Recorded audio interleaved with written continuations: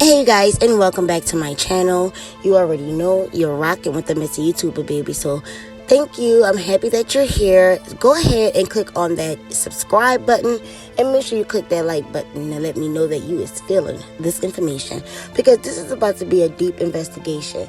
See, years ago, when I was watching Toddlers and Tiaras, and that girl had came through, I think her name was like Cameron, she was competition, I'm not sure, I don't know.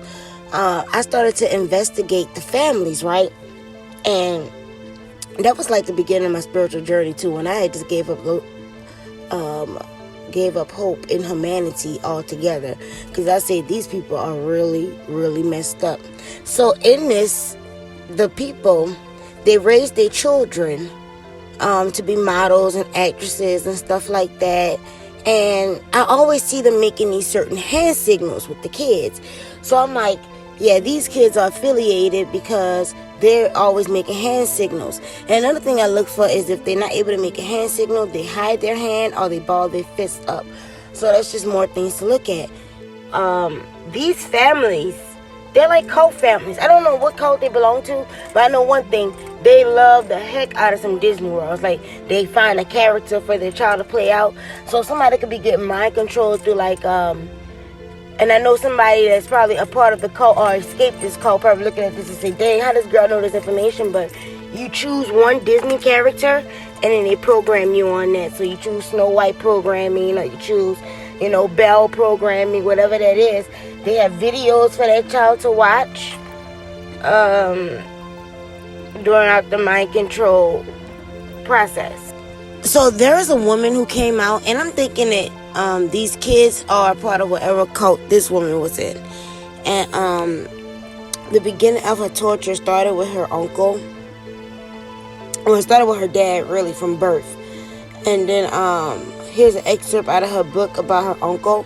My Uncle Bob helped my father decorate my bedroom in red, white, and blue paneling and American flags.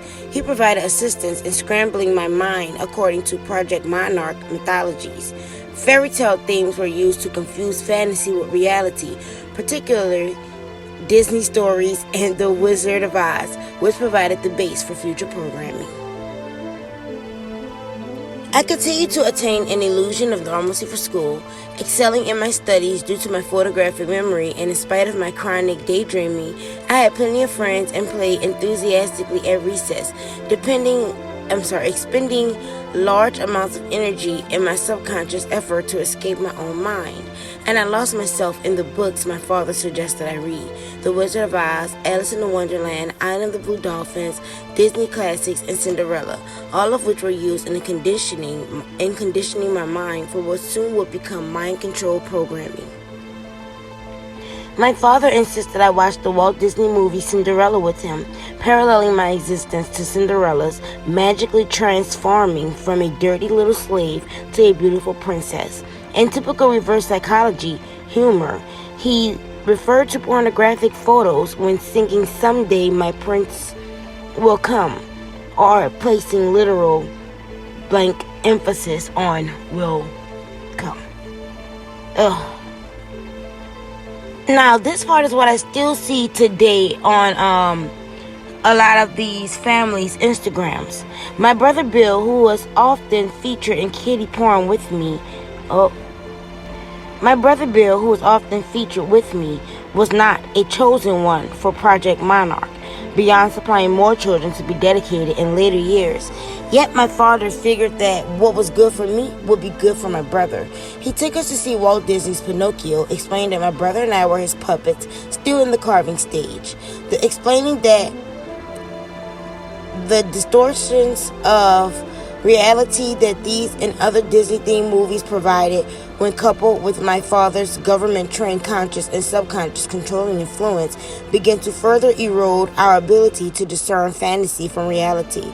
My brother, now 37, remains psychologically locked into those traumatic childhood years and is obsessed with Disney themes and productions to this day.